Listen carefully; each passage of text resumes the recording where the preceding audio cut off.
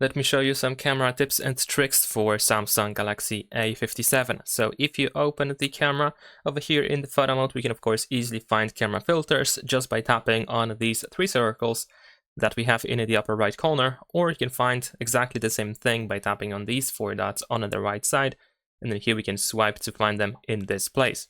And there we go. Here we can of course apply very easily one of these available filters. We can of course customize them as well. So if you tap on them, we have the option to adjust the strength. Sometimes we can also choose the color temperature, contrast, and saturation as well. And also we can find this download option that allows you to get even more different filters that you can easily get in addition to those that we have already available. But what is quite interesting and quite a decent option that we have available on this phone is the option to create your own filter. And while it is nothing maybe groundbreaking, it's pretty cool that we can create a filter based on an image. So you can choose an image from our gallery and it's going to be used as a reference for that new filter. So let's say I'm going to choose this picture over here. We need to wait a couple of seconds, then we have the preview. You can still adjust the photo if you want to, or the image. You can crop area in case you don't want it, if you don't want some parts to be included. So this is the reference area, as you can see it says so at the top. We can tap on a done, and then we're gonna tap on a done again. Then you should be able to get the filter.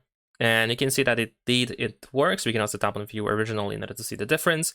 So then the reference image is used to create that filter. And just like before, we can go into that filter and we can make some further small adjustments. So definitely worth trying out. Now, another thing that I want to show you is the fun mode. So the fun mode is here available on the left side, pretty much on the most left side among all of these camera modes. In here, we need to agree to Snap's terms of service and privacy policy. And then in here, as you can see, we have many different Snapchat filters. So pretty much if you like Snapchat for their filters, for the app's filters, but you don't really want to use Snapchat just for that, you know, then you can use these filters over here. The list goes on and on and on, and we can also use the search option in order to get even more different filters. So definitely worth checking it out. In case something goes wrong and you do not have these filters for some reason, you can go to camera settings. And then here in camera settings, we should be able to find this option over here, show snapshot lenses in fun mode. But whenever you go to the fun mode, if you go here for the first time, once you agree to the terms of service that I did just now, then of course you should be able to access these filters without any issue whatsoever. So a definitely fun mode to use, as the name suggests, if you want to apply some silly filters on yourself. All right, another thing that I want to show you is actually in settings. So if we tap on these dots on the right side and of course go to camera settings in here, then we can scroll down a little bit and you should be able to find shooting methods. This is nothing unusual as well. These options are available on other Samsung Galaxy smartphones as well, or on other smartphones, generally speaking. But I still think it's worth mentioning because, for example, in here we can change the functionality of volume buttons. By default, we can use either volume button in order to take a picture or record a video. You can change that functionality to zoom in and out, so you can use volume up in order to zoom in and volume down in order to zoom out. Also, we can just completely turn off camera functionality for volume buttons, and you can just control sound volume just like usually you do on your phone. My personal favorite is, of course, the zoom in and out. I think it's really convenient to use volume buttons to quickly adjust the zoom. There is also voice commands, which allows you to say commands out loud, and they can be used to take a photo or record a video. So here we can read that we can say smile, cheese, capture, or shoot in order to take a photo, or you can just say record video to record a video. So let me give you an example. We're going to go back to the photo mode over here. And if I say capture, one more time, capture. Maybe we can try cheese. Unfortunately, it doesn't pick up for some reason. That's really embarrassing. Let's give one more try. Capture. There we go. Now it finally works. I'm not sure why it didn't work for the first time. Maybe I wasn't clear enough. But there we go. It works just fine.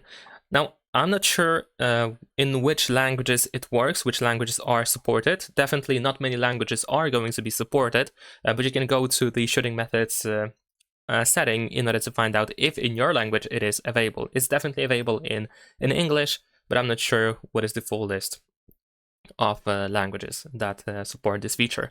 Then we also have the floating shutter button option, which allows you to create an additional shutter button. So let me show you. Here we go. Here's the standard position. We can drag it around, and of course we can just use it like a normal shutter button that we have in here. If you don't need an additional shutter button anymore, you can just simply place it in the middle over here back again. And if you want to use the additional shutter button again, you can just drag it out of the standard position.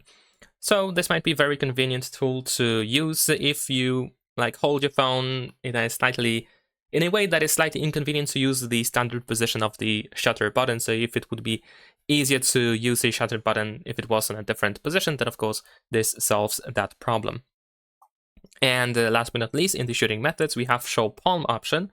So in this case, if you use the front camera, you can just show your hands to the front camera, and then the timer starts, and you can take a photo without even touching your phone. Sorry, you can take a photo without touching your phone. So definitely worth trying out. Very useful for selfies if you use something like a tripod or any other stabilizer for your phone. And if you don't want to walk up to capture the photo, you can just show your hand, and that solves the problem. And besides that, if you go back to settings, in here we can find Camera Assistant, which is an additional plugin that we can install on our phone.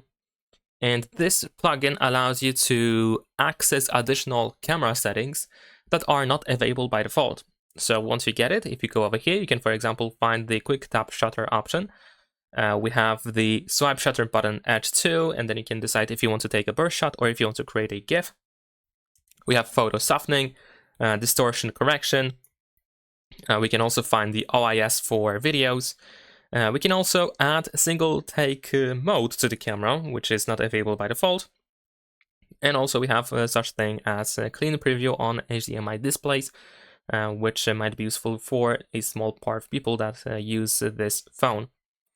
And yeah, so many of these options are actually available on previous Samsung Galaxy smartphones, but they have been removed from the camera settings, and they have been placed in this plugin instead. I'm not sure why that decision has been made.